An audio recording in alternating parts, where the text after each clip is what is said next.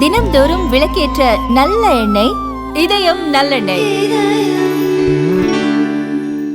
7 தலைமுறைகள் பாரம்பரியமிக்க ஒரே சித்த மருத்துவ ஸ்தாபனம் சேலம் சிவராஜ் சித்த வைத்தியசாலை. இப்பொழுது சேலம், ஈரோடு, சென்னை, ஹொசூர், திருப்பத்தூரில் தினசரி மருத்துவரை சந்திக்கலாம். தொடர்புக்கு 9842722500. 20-26% ஓட்டு பேங்க் வந்துருச்சு அப்படிங்கிற கருத்து கணிப்பு அப்படிங்கிறது கிட்டத்தட்ட அது சீமான் கட்சி அவர்களையோ இல்லைனா காங்கிரஸையோ இல்லைனா பிஜேபியோ இருக்கிற ஓட் பேங்கை சர்பாஸ் பண்ணிருச்சு தானே.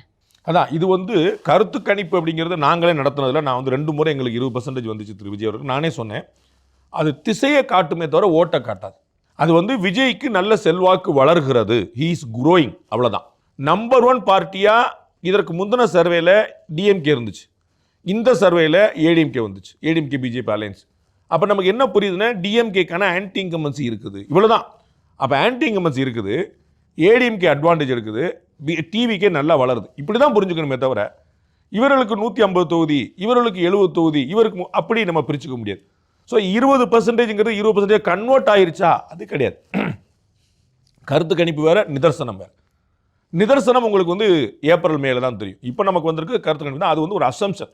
அது கட்டாயமாக டிவிக்கு வளர்கிறது என்பதை காட்டுகிறது, நோ டவுட். பட் 20% அவங்களுக்கு ஓட்டு இருக்குங்கிறத அப்படி இன்னைக்கு ஒத்துக்க முடியாது. நம்ம ஏப்ரல் மேல தான் பார்க்கணும். அவர் என்ன சொல்லுவாருனாக்கா, சிஏஏ இருக்கட்டும், அது நாங்கள் கட்சி தொடங்கிறதுக்கு முன்னாடியே அதுக்கு நாங்கள் எதிர்ப்பு தெரிவிச்சோங்கிறாரு. நீட்டை பொறுத்த வரைக்கும் நாங்கள் அதுக்கு ஆலோசனைகள்லாம் கொடுத்துருக்கோம், முன்னாடியே சொல்லியிருக்கோங்கிறாரு. ஸோ இதெல்லாம் அவங்க செய்கிறதுக்கு முன்னாடியே நாங்கள் செஞ்சுக்கிட்டு இருக்கோம், எங்களை பார்த்து கொள்கையே இல்லைன்றாங்க அப்படின்றாரு. ஆமாம், சிஏஏ எதிர்க்கிற யாராக இருந்தாலும் அவங்களுக்கு கொள்கை இல்லைன்றேன். அது திமுக இருந்தால் திமுக கொள்கை இல்லைன்னு வச்சுக்கோங்க, தாவேக்கா வந்தால் தாவேக்கா கொள்கை இல்லைன்னு வச்சுக்கோங்க.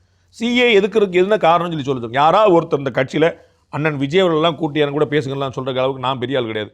அங்கே யாரோ ராஜ்மோகன் தம்பி சகோதரர் ராஜ்மோகன் கூட இருக்கட்டும், அல்லது நிர்மல்குமார் இருக்கட்டும், அல்லது ஆதவர் யாராவது ஒருத்தர் சிஏ ஏன் எதுக்குறாங்கன்னு கேட்கட்டும், வக்பு சட்டத்தை ஏன் எதுக்குறாங்கன்னு சொல்லட்டும், மீனவர் பிரச்சனையில் என்ன பிரச்சனை வந்துச்சுன்னு பார்க்க சொல்லுங்க. ஏதாவது ஒன்றில் கல்வித்துறையில் அவர் காங்கிரஸ் கட்சியோட தான் கூட்டணி வைக்கிற இவ்வளோ நாள் பேசிக்கிட்டு இருந்தார்.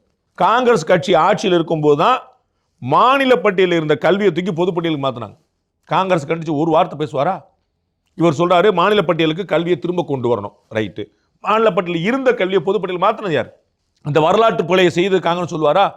கச்சத்தீவை தமிழ்நாட்டுக்கு மீட்கணும், கச்சத்தீவை கொடுத்தது யார் சொல்லுவாரா? 600 மீனவர்கள் கொல்லப்பட்டாங்க, யார் ஆட்சியில் இருந்தபோது சொல்லுவாரா?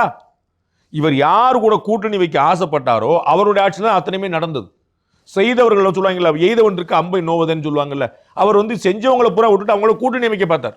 திரு சீமான் அவர்கள் ரொம்ப வெளிப்படையாக சொன்னார், காங்கிரஸோட கூட்டணி சேர்ந்தா எப்படி இருக்கும்னு விஜய் என்கிட்ட கேட்டார்னு சீமான் பகிரங்கமாக சொல்லியிருக்கார். எந்த காங்கிரஸ் கட்சி தமிழ்நாட்டில் இவ்வளவு சீட்டையும் செஞ்சதோ அந்த காங்கிரஸ் கட்சியில் கூட்டணி சேர்றேன்றீங்க.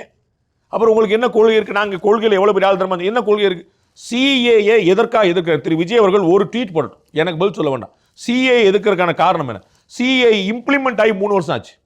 இந்தியாவில் ஒரு முஸ்லீமோட குடியுரிமை போயிருக்குன்னு சொல்லிட்டு நான் அரசியல் பேச மாட்டேன். இந்த சிஏஏனால இந்தியாவில் பிறந்து வளர்ந்து ஆளான ஒரு முஸ்லீமோட குடியுரிமை பறிபறி சொல்லணும். முஸ்லீம்களுக்கு எதிரானது எவ்வளோ தவறான அவதூறை நீங்கள் பரப்புறீங்க, எவ்வளோ பொய்ய சொல்றீங்க. இந்திய முஸ்லீம்களை எவருக்கு ஆபத்து? மாறாக பாகிஸ்தான்லையும் ஆப்கானிஸ்தான்லையும் பிறந்த நூற்றுக்கணக்கான முஸ்லீம்கள் இந்த 11 வருஷத்தில் பிஜேபி ஆட்சி பண்ண 11 வருஷத்தில் குடியுரிமை பெற்றிருக்கிறாங்க. Not because of CA, by nature. யாருனாலும் குடியுரிமை, அமெரிக்காவில் பிறந்து வளர்ந்த ஒரு அமெரிக்கர் இந்திய குடியுரிமை பெற முடியும். இத்தாலியில் பிறந்த சோனியா காந்தி எப்படி இந்திய குடியுரிமை பெற்றாங்க? அப்போ குடியுரிமை யாருனாலும் பெற முடியும். அப்படி இருக்கக்கூடிய ஆப்ஷன் முஸ்லீம்களுக்கு இருக்குது, பாகிஸ்தான், ஆப்கானிஸ்தான், பங்களாதேஷில் பிறந்த முஸ்லீம்களுக்கு இருக்குது. இந்த சிஏஏங்கிறது ஒரு one time special adjustment.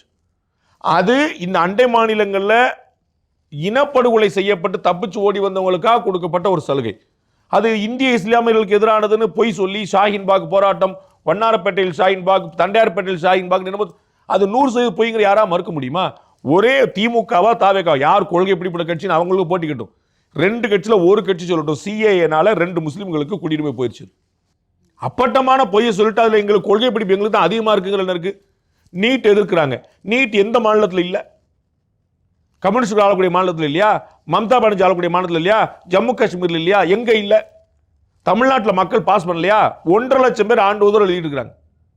Number 1லேருந்து 10க்குள்ள நம்ம தமிழர்கள் நிற்கிறாங்க. அப்போ நீங்க நீட் வேண்டாம், இன்ஜினியரிங் இருக்கட்டுமா டெஸ்ட், லாக் இருக்கட்டுமா, கிளாட் டெஸ்ட் இருக்கட்டுமா, ஜேஇ நீட் இருக்கட்டுமா? அப்போ நீட் மட்டும்தான் வேண்டாமா? இன்ஜினியரிங்க்கு நுழைவுத் தேர்வு இருக்கலாம், இதுக்கு லாக்கு நுழைவுத் தேர்வு இருக்கலாம், மருத்துவத்துக்கு மட்டும் நுழைவுத் தேர்வு கூடாதா? என்னைக்கா இவங்க எது பேசியிருக்காங்களா? கிளாட்டுங்கிற எக்ஸாம் என்னது? டெட்டுங்கிற எக்ஸாம் என்னது,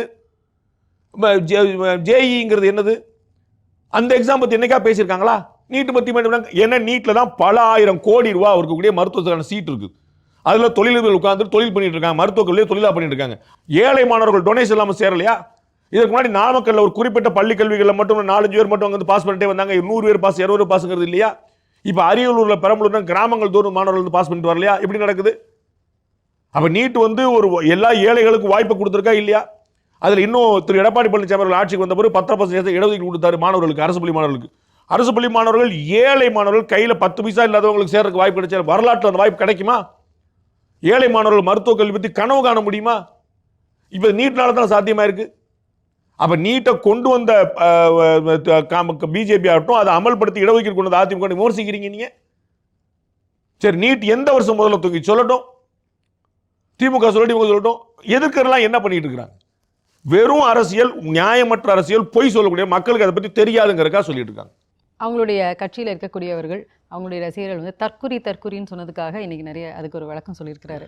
அவங்கெல்லாம் தற்குறி கிடையாது, உங்களுடைய திமுக இப்படிதான் எல்லாரையுமே வந்து இழிவுபடுத்தி பேசுவாங்க. திமுக இந்த மாதிரி இழிவுபடுத்தி பேசுறதுலாம் ஒரு புது விஷயம் இல்லை. சங்கி அப்படின்னு சொல்லி சொல்லுவாங்க, எடுபடி அப்படிம்பாங்க, எடப்பாடின்னு சொல்ல மாட்டாங்க, எடுபடின்னு சொல்லி சொல்லுவாங்க.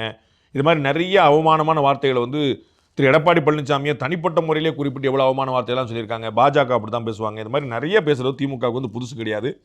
திரு சிவாஜி கிருஷ்ணமூர்த்தி போன்றவர்களை ஊக்கமளிக்கக்கூடிய கட்சி அது. தீப்பொறி ஆர்வம் போன்றவர்கள்லாம் அங்கே வந்து பெரிய அங்கீகரிக்கப்பட்ட பேச்சாளர் இருந்தவங்க. ஆபாசமாக, நாராசமாக, தரக்குறைவாக, பயங்கரமாக பேசுவாங்க. எல்லாருக்குமே தெரிஞ்சது. தற்குறிங்கிறது திமுகவுடைய கணக்கை பார்த்தா ரொம்ப கம்மியான விமர்சனம். ஒரு ஒரு சுயறிவு இல்லாத, படிப்பறிவு இல்லாத, ஒரு இன்டெலிஜென்ட் இல்லாத அப்படிங்கிற ஒரு விமர்சனம் தான். அது திமுகவுடைய ட்ராக் ரெக்கார்ட்லாம் பார்த்தீங்கன்னா ரொம்ப கம்மியான விமர்சனம்.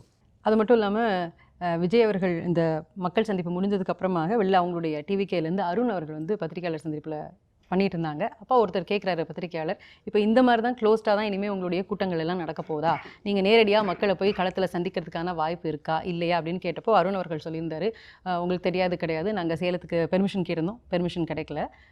அது மட்டும் இல்லாமல் கோர்ட்டில் 4 வீக்ஸ்லாம் சொல்லி இவங்க கேட்டிருக்காங்களே, திமுக எங்களை பார்த்து பயப்படுது, நாங்கள் அந்த மாதிரி கூட்டம் இறங்கி போய் மக்களை மீட் பண்ணோம் அப்படின்னாக்கா எங்களுக்கு சாத்தியக்கூறுகள் அதிகமாக இருக்குங்க மாதிரி திமுக எங்களை பார்த்து பயப்படுதுன்னு ஒரு வார்த்தை சொல்லியிருக்காரு. எனக்கு அது புரியவே இல்லை. திரு நயினார் நாகேந்திரன் இப்பயும் கூட்டம் நடத்திட்டு இருக்கிறார். நம்ம பேசிக்கிற தருணத்தில் எங்கள் மாவட்டத்துக்கு வர்றாரு, 2 நாள் முன்னாடி தென்காசி மாவட்டத்துக்கு போனார். இப்படி எல்லா இடத்துக்கும் போயிட்டு தான் இருக்கிறாரு. திரு எடப்பாடி பழனிசாமி இப்போதைக்கு பாஸ் பண்ணியிருக்காரு, திரும்ப அவரும் போக தான் போகிறாரு. அப்போ இவங்களுக்குலாம் எப்படி அனுமதி கிடையாது, இவருக்கு மட்டும் என்ன அனுமதி கிடைக்கல எனக்கு புரியல. அவங்க வந்து டிசம்பர் 6 வரைக்கும் கொஞ்சம் வேலை இருக்குது. 4ஆம் தேதி ஒரு பெர்மிஷன் கேட்டிருந்தாங்க, 6ஆம் தேதி வரைக்கும் அவங்களுக்கு வந்து கொஞ்சம் பாதை பரவதற்கு 6ஆம் தேதிக்கு அப்புறம் வச்சுக்கோங்க சொல்லியிருக்காங்க. அவ்வளோதான், நவம்பர் முடிஞ்சு போச்சு. அவங்க கேட்டதுக்கு ஒரு வாரம் தள்ளி வைக்க சொல்லியிருக்காங்க. அது எங்களுக்கு அனுமதியை கொடுக்கலன்னு சொல்கிறதுக்கு என்ன இருக்குன்னு எனக்கு புரியல. அது ரொம்ப ஆச்சரியமாக இருக்குது எனக்கு. 1 வாரம் தள்ளி வச்சுக்கோங்கன்னு சொல்கிறாங்க. டிசம்பர் 6 வரைக்கும் சென்சிட்டிவாக இருக்குன்னு எல்லாருக்குமே தெரியும். இப்போ கூட டெல்லியில் வந்து அவ்வளோ பெரிய சம்பவம் நடந்துச்சு. அதனால் 1 வாரம் தள்ளி வச்சுக்கோன்னு சொல்கிறாங்களே தவிர நடத்தக்கூடாது, நடத்த முடியாதுன்னு சொல்ல பாஜக நடத்திக்கிட்டு இருக்குன்னு சொல்லுவார். அப்போ பொதுமக்கள் சந்திப்பை நடத்த முடியாமல் போகிறதுக்கு ஒன்றும் கிடையாது. அப்புறம் நீங்கள் வந்து எனக்கு அப்படி ஆகணும் இப்படி ஆகணும்னா அது கொடுக்குறதுக்கு it will take some time தான். There is no second thought. அதாவது அப்படி தான் இவர்களே அந்த தாமதப்படுத்துறது விரும்புகிறாங்கன்னு நினைக்கிறேன். உள்ளரங்கு கூட்டம் நீங்கள் காஞ்சிபுரத்த மாதிரி எல்லா ஊரும் எடுத்துங்க, வாரம் நடத்துங்க. அது யார் தடுக்க போகிறா? உங்களுடைய கேட்டஸ் வச்சு பாருங்க. சரி, மக்களை ரீச் பண்ணலாம். மக்கள் பூரா பார்த்தாங்கல்ல, நீங்கள் தாவேக்கா தொண்டர் கிடையாதுல்ல, நீங்கள் காஞ்சிபுரம் கூட்டத்தில் போகல, நான் தாவேக்கா ஆதரவாளன் கிடையாதுல்ல, நான் காஞ்சிபுரம் கூட்டத்தில் நம்ம 2 பேருமே பார்த்துருக்கோம்ல. எப்படி பார்த்தீங்க? விஜயோட ஸ்பீச்சை நீங்கள் பார்த்தீங்க, நான் பார்த்தேன். எப்படி பார்த்தோம்? நம்ம தான் சேனல் ஒளிபரப்பு மக்கள்கிட்ட கொண்டு போய் சேர்க்கிறோம்ல. அப்புறம் என்ன இருக்குது? மக்கள் சந்திப்புங்கிற எவ்வளோ தானே. நேரடியாக போய் மக்களை பார்க்கக்கூடிய அந்த இமோஷன் அதில் கிடைக்குமா? டிவியில் உட்காந்து பார்க்க நல்லா போட்டு யார் தடுக்கிறான்னு கேட்குறேன். அதுதான் நான் சொல்லுறேன். திரு எடப்பாடி பழனிசாமி தொடர போகிறாரு, திரு நயினார் நாகேந்திரன் பண்ணிக்கிட்டு இருக்கிறாரு. உங்களுக்கு என்ன சிக்கல்னு கேட்குறேன். இந்த கோர்ட்ல வந்து SOP நீங்க பாத்தீங்கல்ல, 4 வாரத்துக்கு முன்னாடி எந்த பெர்மிஷன் சம்பந்தம் கேட்கணும் இல்லையே. திரு நயினார் நாகேந்திரன் கூட்டத்துக்கு எந்த SOP இருக்குது? பாஜகவுக்கு SOP போட்டுட்டாங்களா? தாவேக்காவுக்கு மட்டும் SOP போடலையா? அவர் போட்டுட்டு தானே இருக்கிறார். என்ன கிடைச்சு உங்களுக்குன்ற? நீங்க அது மாதிரி போடுங்கன்ற. நீங்க சொன்னதை பார்க்கும்போது முதல்ல அவர் அதிமுகவை தான் சாடி பேசினாரு, அதுக்கப்புறமா தான் திமுக வந்தார் அப்படின்னு சொல்லும்போது, அப்போ இன்னும் அவர் யாரோட கூட்டணி வைக்கிறதுங்கிறதுல அவர் தெளிவா இருக்கிறாரா? இல்ல அதிமுகவோட கூட்டணி வேண்டாம்ங்கிற பிம்பத்தை இப்போதை கட்டமைக்கிறாரு. கூட்டணிக்கு வருவாரு நான் நினைக்கிறேன். பல முறை சொன்ன போல வந்தாருன்னா அவருக்கு லாபம், வரலன்னா அவருக்கு பெரிய நட்டம். அதில் எந்த டவுட்டும் கிடையாது. பட் அது டிசம்பர் ஜனவரியில் தான் அதை ஃபிக்ஸ் பண்ணுவார்னு நினைக்கிறேன். இப்போதைக்கு அந்த மாதிரி எந்த முடிவு எடுக்க மாட்டான்னு நினைக்கிறேன். இப்போதைக்கு அந்த நெரேட்டிவ் செட் பண்ணி போகிறது சரிதான். நம்ம அவசரமாக செய்யணுங்கிற அவசியம் இல்லை. தாவேகா மட்டும் இல்லை, பாட்டாளி மக்கள் கட்சி, தேமுதிக, பெரிய ஒரு மருத்துவர் பெரியவர், மருத்துவர் சின்னவர், இது மாதிரி பல கட்சிகள், அம்மா மக்கள் முன்னேற்றங்கள், இன்னும் பல கட்சிகள் இது மாதிரி எந்த முடிவு எடுக்காமல் இருக்கிறாங்க. அதனால் எல்லாருமே டிசம்பர் ஜனவரியில் தான் அந்த முடிவு எடுப்பாங்க. அதனால் அவசரப்படுறதுக்கு ஒன்றும் இல்லை. பட் வந்து அவர் அதிமுகவை விமர்சிப்பதனால அதிமுகவும் பாஜகவும் அமைதியாக இருக்க வேண்டியது இல்லைங்கிறது என்னுடைய பாயிண்ட். ஒருத்தர் நம்மளை விமர்சித்தா கவுண்டருக்கு வந்து நம்ம பதிலுக்கு போட்டுறணும். அது போடாமல் இருந்தால் பப்ளிக்கில் வந்து பலவீனமாக இருக்கிற மாதிரியும் லாங்கிங் ஃபார் தேர் அலைன்ஸுங்கிற மாதிரியும் தோணும். இல்லை நாம் அப்பறம் எடுக்கிறோம், நீங்கள் வரதுனா வாங்க, வராட்டி போங்க, வந்தால் உங்களுக்கு தான் லாபம். எப்படி போனாலும் அதிமுக பாஜக தோற்கிறனே வச்சுக்கோங்க ஒரு பேச்சுக்கு 2024. தாவேக்காவோட கீழே போகாது. தாவேக்காவுக்கு எம்எல்ஏக்கள் கிடைக்காமலே போயிடலாம். ஏடிஎம்கே 2021 75 எம்எல்ஏக்களை கூட்டணியில் பெற்ற கட்சி. இந்த முறை அதோட கூட கிடைக்கும். தோற்றாலுமே கூட அந்த ஒருவேளை இஃப் சப்போஸ் தோத்துட்டா கூட 75ஓட கூட போய் நிற்குமே தவிர குறையறதுக்கான வாய்ப்பு கிடையாது.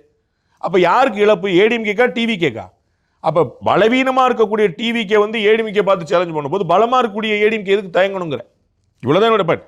அலையன்ஸ் வரும்போது நம்ம சேர்த்துக்கிடுவோம், அப்போ பேசிக்கிட்டு ஒன்றும் பிரச்சனை இல்லை. ஜனவரியில் சேரும்போது நம்ம அப்புறம் மாற்றி பேசணும், அதில் வந்து ஒன்றும் பிரச்சனை இல்லை. ஏற்கனவே பல உதாரணங்கள் சொல்லியிருக்கேன். ஏடிஎம்கே ஒரு எதிர்க்கிறது வந்து நான் ஏற்கனவே சொன்ன போல எங்களுக்கும் டிஎம்கேக்கும் தான் போட்டிங்கிறதுக்கான செட் பண்ணுற நெரேட்டிவோடைய ஒரு அங்கம். அதை ஏடிஎம்கே தான் முறிக்கணும். முன்னாடி ஓடிக்கிட்டு இருக்கிறது யாரு, பின்னாடி சத்தம் போடுறவங்க பெரிய மேட்டர்ல, முன்னாடி ஓடிட்டு இருக்க யாரு, சத்தம் போடுற பார்த்து பயங்கர சத்தமா இருக்கேன்னு நினைச்சுக்கலாம். பட் ஹூ இஸ் ரன்னிங் அதை நம்ம பார்க்கணும். அது ஏடிஎம்கே தான் முன்னாடி ஓடிட்டு இருக்கு. சரி, எம்ஜிஆர் அவர்களை நிறைய இடங்களில் குறிப்பிட்டிருந்தாரு. அவருக்கு வந்த கூட்டங்கள் அதை பற்றி எல்லாமே சொல்லியிருந்தாரு. இப்போ எம்ஜிஆருடைய லெகசி இவருங்கிற மாதிரி ஒரு பிம்பம் இப்போ இருக்கு. தமிழ்நாட்டில் யார் வந்தாலும் எம்ஜிஆரை மிஸ் பண்ணவே முடியாது. விஜயகாந்த் அவர்கள் பண்ணதை அப்படியே காப்பி கேட் பண்ணியிருக்காரு திரு விஜய். விஜய்க்கு வந்து விஜயகாந்த் அவர்களுக்கு வந்து கருப்பு எம்ஜிஆர் அப்படின்னே சொன்னாங்க. அவருக்கு வந்து இதே மாதிரி கருப்பு கண்ணாடியை போட்டு தொப்பியெல்லாம் போட்டுலாம் வச்சு பண்ணாங்க. அவருடைய பிரச்சார வாகனத்தையே பயன்படுத்தினார். 4777 நினைக்கிறேன், if I am not wrong. எம்ஜிஆருடைய பிரச்சார வாகனம் எம்ஜிஆர் 4777 போட்டு அந்த வாகனத்தையே பயன்படுத்தினார் திரு விஜயகாந்த். அப்போ விஜயகாந்த்லேருந்து விஜயிலேருந்து யாராக இருந்தாலும் எம்ஜிஆரை வந்து ஸ்கிப் பண்ணி நீங்கள் பாலிடிக்ஸ் பண்ண முடியாது. இது அதிமுகவுக்கான பாடம். அதிமுகவினர் திரு எடப்பாடி பழனிசாமி கீழே வரைக்கும் அந்த புரட்சி தலைவர் எம்ஜிஆரை பற்றி பேசாமல், அது மறைந்த முதலமைச்சர் ஜெயலலிதா பற்றி பேசாமல் அவங்க அமைதியாக இருக்கும்போது அதை இவங்க வேற ஒருத்தங்க கைப்பற்ற பார்க்குறாங்க. அப்புறம் அது எங்கள் ப்ராப்பர்ட்டின்னு சொல்ல அர்த்தமே இல்லை. உங்கள் ப்ராப்பர்ட்டி நீங்கள் யூஸ் பண்ணலை, வேற யாரோ ஒருத்தர் ஆக்கிரமிப்பு பண்ண தான் செய்வாங்க. நீங்கள் பார்த்துருக்கீங்களா, கேட்க நாதி இல்லாமல் இருக்கக்கூடிய ப்ராப்பர்ட்டியை அடுத்தவங்க ஆக்கிரமிப்பு பண்ண நடந்து தான் இருக்கும். அப்போ உங்கள் ப்ராப்பர்ட்டியை நீங்கள் யூஸ் பண்ணுங்க, நீங்கள் யூஸ் பண்ண. எம்ஜிஆர் உங்களுடைய ப்ராப்பர்ட்டின்னு எம்ஜிஆர் ஏன் யூஸ் பண்ண மாட்டீங்க? எம்ஜிஆரை மேடைக்கு மேடை விஜய் முழங்குகிறார், அண்ணாவை மேடைக்கு மேடை விஜய் முழங்குகிறார், நீங்கள் ஏன் முழங்க மாட்டீங்கன்னு கேட்குறேன்.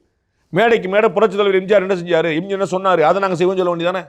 அதை செய்யணும்ல, செய்யறது இல்லை. அப்போ அடுத்தவங்க செய்ய தான் செய்வாங்க. நன்றி. ரொம்ப நன்றி.